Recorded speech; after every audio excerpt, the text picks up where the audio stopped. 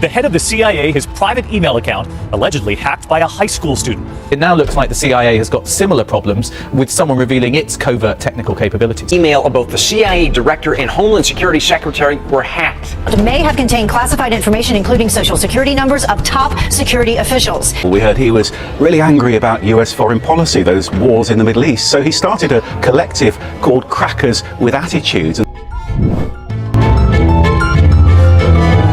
अक्टूबर 2015 CIA headquarter Virginia John Brennan को एक unknown number से कॉल मसूल होती है। कॉल करने वाला कोई बच्चा मालूम होता है जिसने जॉन को बताया कि उसने CIA के सारे सिस्टम को हैक कर लिया है। इस कॉल को एक प्रैंक कॉल समझा जाता अगर ये किसी आम इंसान को की जाती। क्योंकि जॉन ब्रैनन उस वक्त दुनिया की सबसे पावरफुल इंटेलिजेंस एजेंसी CIA के डायरेक्टर थे, उनको कॉल करना तो दूर की बात, उनका पर्सनल नंबर होना ही बड़े एजाज की बात थी। ये कहानी है उन दो बच्चों की जिन्होंने CIA जैसी बड़ी इंटेलिजेंस एजेंसी को हैक करके अमेरिका जैसी सुपर पावर को तिगनी का नाच नचाया। ये दो बच्चे कौन थे, उन्होंने क्यों और कैसे ये कारनामा सर अंजाम दिया। नाजरीन, जब कॉलर से उसकी डिमांड पूछी जाती है तो वो कहता है कि अमेरिका मिडल ईस्ट खुसूसन फलस्तीन में हमले बंद करे और दुनिया को पूरा अमन रहने दे। उसकी फोन कॉल से पहले ही CIA को मालूम पड़ चुका था कि उनका सिस्टम हैक हो चुका है। ये हैकिंग CIA समेत अमेरिका को क्या नुकसान पहुंचा रही थी, इसका आइडिया आपको वीडियो में आगे चल के हो जाएगा। कॉल बंद होते ही पूरी अमेरिकन गवर्नमेंट और CIA हरकत में आ गई, क्योंकि एक बच्चे ने इतनी बड़ी इंटेलिजेंस एजेंसी को हैक किया था तो ये CIA के लिए काफी शर्म का मुकाम था। आपको यहाँ बताते चले कि CIA के एजेंट्स सिर्फ इसी में अपनी हार मानते हैं अगर उनकी सिर्फ आइडेंटिटी डिस्क्लोज हो जाए। यहाँ तक कि लिंकली वर्जीनिया में CIA हेडक्वार्टर के अंदर स्टारबक्स की एक ब्रांच है जो ऑफिसर्स को जिन कप्स में कॉफी देते हैं उन पर कोई लोगो नहीं होता और ना ही किसी एजेंट का नाम लिखा होता है।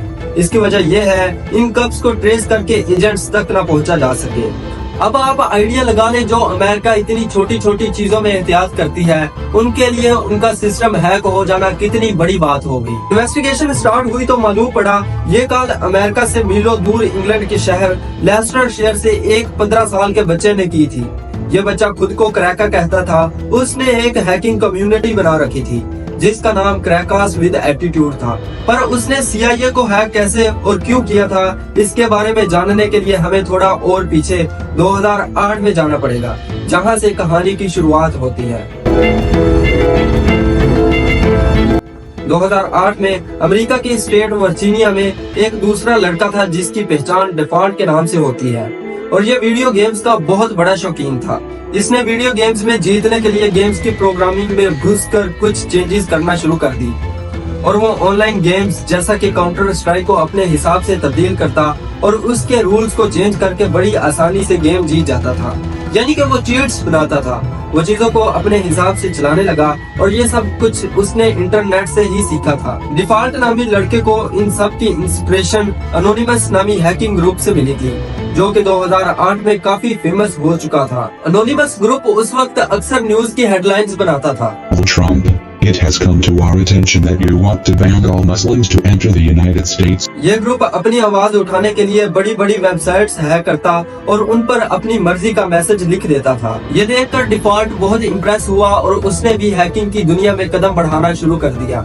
डिफॉल्ट ने आहिस्ता आहिस्ता छोटी मोटी वेबसाइट्स हैक करना शुरू कर दी, लेकिन वो कुछ बड़ा करना चाहता था जिसके लिए उसको भी किसी हैकिंग ग्रुप की जरूरत थी। लिहाजा डिफॉल्ट अनोनसेट नाम के एक हैकिंग ग्रुप में शामिल हो गया। ये ग्रुप पहले भी कई वेबसाइट्स हैक कर चुका था, लेकिन ये हैकिंग ज्यादातर पॉलिटिकल पर्पस के लिए की जाती थी। अनोनसेट ग्रुप बोट नेट का इस्तेमाल करता, यानी वो इंटरनेट पर वायरस बनाकर फैलाते थे और जिस भी कंप्यूटर में वो वायरस जाता वो अनोन सेट के कंट्रोल में आ जाता, यानी वो तमाम कंप्यूटर जिनमें वायरस होता उसको बोट, जबकि कंप्यूटर के इस पूरे नेटवर्क को बोट नेट कहते हैं। क्योंकि अनोनसेट का मेंबर होने की वजह से डिफॉल्ट के पास भी इस बोट नेट का एक्सेस था और उसने देखा कि इस बोट नेट में एक कंप्यूटर ऐसा है जो कनाडा के एक मेडिकल कॉलेज का था। डिफॉल्ट ने इस कंप्यूटर पर थोड़ी सी मेहनत की और इस मेडिकल कॉलेज की फाइनेंशियल रिकॉर्ड तक रसाई हासिल कर ली और उसने देखा कि स्कूल ने मिलियन डॉलर से ज्यादा की रकम स्टूडेंट से अभी वसूल कर ली है और ये सारे रिकॉर्ड्स अब डिफॉल्ट के पास आ चुके थे, जो कि उसने कॉलेज के कंप्यूटर से डिलीट कर दिए। डिफॉल्ट की पहली हैकिंग कामयाब हो चुकी थी, उसकी वजह से मेडिकल कॉलेज का सारा निजाम धर्म भरम हो गया। ये पहली हैकिंग तो उसने शरारत में की थी, लेकिन अगली हैकिंग गुस्से में की गई। 2014 में डेनमार्क की गवर्नमेंट ने एक शर्मनाक लॉ पास किया, जिसके मुताबिक जानवरों के साथ जिनसी ज्यादती की जा सकती है। ये खबर पूरी दुनिया में एनिमल राइट एक्टिविस्ट को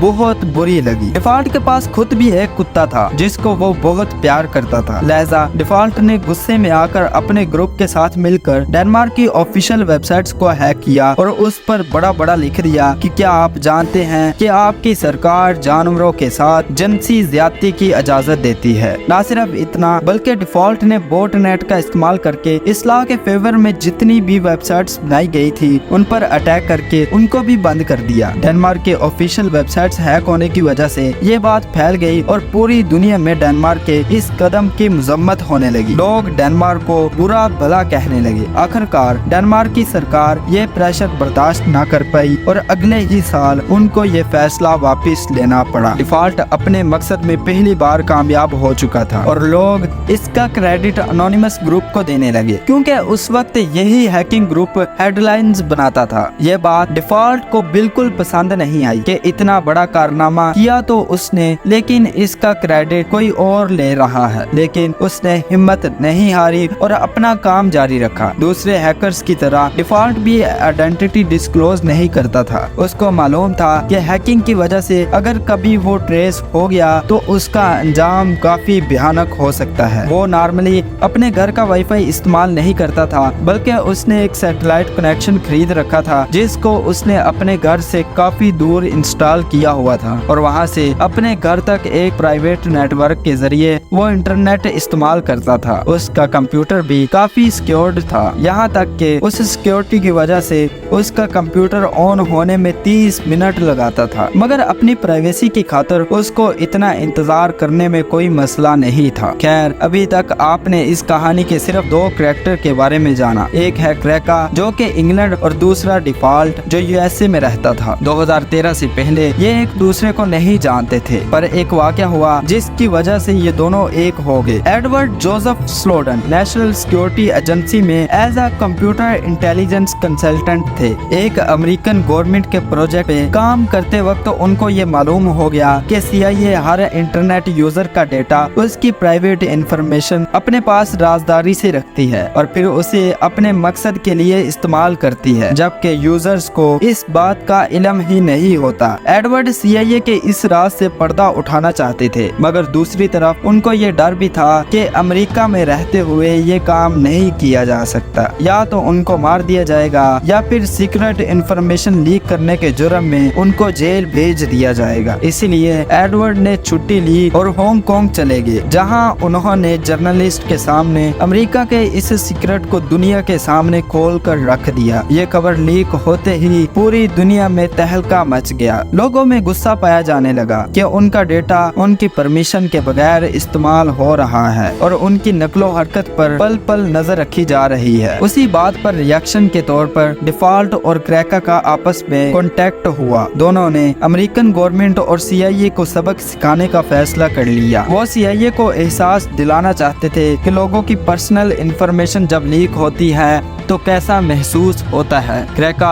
और डिफॉल्ट का मकसद एक था। डिफॉल्ट अपनी माम की प्राइवेसी खत्म करने पर USA से बदला लेना चाहता था, जबकि क्रैका गाजा पर किए जाने वाले हमलों का बदला लेना चाहता था। यानी दोनों का दुश्मन अमेरिकन सरकार थी। सबसे पहले उन्होंने अमेरिकन नेशनल इंटेलिजेंस एजेंसी के डायरेक्टर जेम्स क्लैपर का फोन नंबर पब्लिक कर दिया और किसी को भी सिर्फ गूगल करने से उनका फोन नंबर मिल जाता। अब वो किसी और हाई प्रोफाइल आदमी को हैक करना चाहते थे और उन्होंने CIA के डायरेक्टर जॉन ब्रेनन को हैक करने का मिशन संभाल लिया। क्रैका ने इंटरनेट पर जॉन के बारे में सर्च करना शुरू किया। उसका एक पब्लिक फोन नंबर सामने आया। उसने देखा कि वो नंबर वेरिजोन का था, जो कि एक अमेरिकन मोबाइल ऑपरेटर है। उसने वेरिजोन के इंटरनल टेक टीम को इस कंपनी का एम्प्लॉय बनकर फोन किया और कहा कि वो एक कस्टमर की प्रॉब्लम सोल्व करने के लिए उनसे राब्ता कर रहा है क्योंकि उस सिस्टम में कोई टेक्निकल इशू है। वेरिजोन की टीम ने उसकी आइडेंटिटी कंफर्म करने के लिए पिन कोड मांगा जो वो ऑलरेडी हैक कर चुका था। वेरिफिकेशन के बाद वेरिजोन ने जॉन ब्रेनन की पर्सनल डिटेल क्रैका से शेयर कर दी। अब क्रैका के पास जॉन ब्रेनन का account number, backup mobile number, address और उसके बैंक कार्ड के आखिरी 4 डिजिट्स भी मौजूद थे। अब अगला स्टेप ब्रेनन का ईमेल हैक करना था। उसने मालूम किया कि जॉन ब्रेनन याहू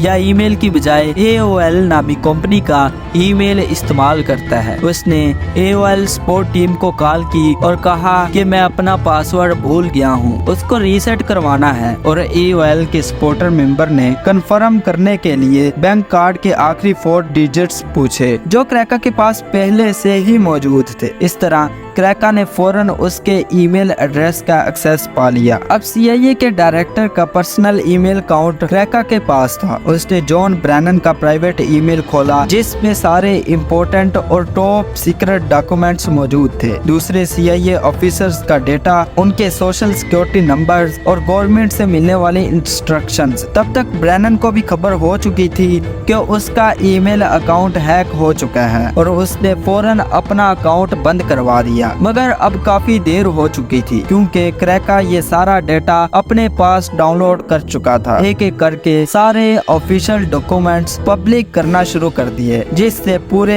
अमेरिका में कोहराम मच गया। दुनिया में CIA की बदनामी हो रही थी। अब उनके लिए हैकर को पकड़ना मजबूरी बन चुका था। वो हर हाल में जल्द अज जल्द उनको पकड़ना चाहते थे लेकिन वो कोई भी सुराग हासिल नहीं कर पाए। जॉन ब्रेनन को फोन करने के कुछ दिनों के बाद क्रैका ने डिपार्टमेंट ऑफ जस्टिस के 9,000 जबकि FBI के 20,000 एजेंट्स की पर्सनल इंफॉर्मेशन सोशल मीडिया पर शेयर कर दी। ये सब कुछ करने के बाद क्रैका आराम से अपनी जिंदगी गुजार रहा था। वो समझता था कि शायद उसे पकड़ना नामुमकिन है, लेकिन दूसरी तरफ डिफॉल्ट जो कि USA का ही रेजिडेंट था वो अब परेशान रहने लगा। उसे डर था कि अगर वो पकड़ा गया तो उसकी शामत आने वाली है। शायद वो कभी पकड़े ना जाते अगर डिफॉल्ट से ये गलती ना होती। उसने नशे में अपने दोस्त को बता दिया कि CIA को हैक करने के पीछे उसी का हाथ है। बस यही गलती डिफॉल्ट और क्रैका दोनों को ले डूबी। चंद दिनों के बाद FBI ने डिफॉल्ट के कमरे में छापा मारा और उसको घसीटते हुए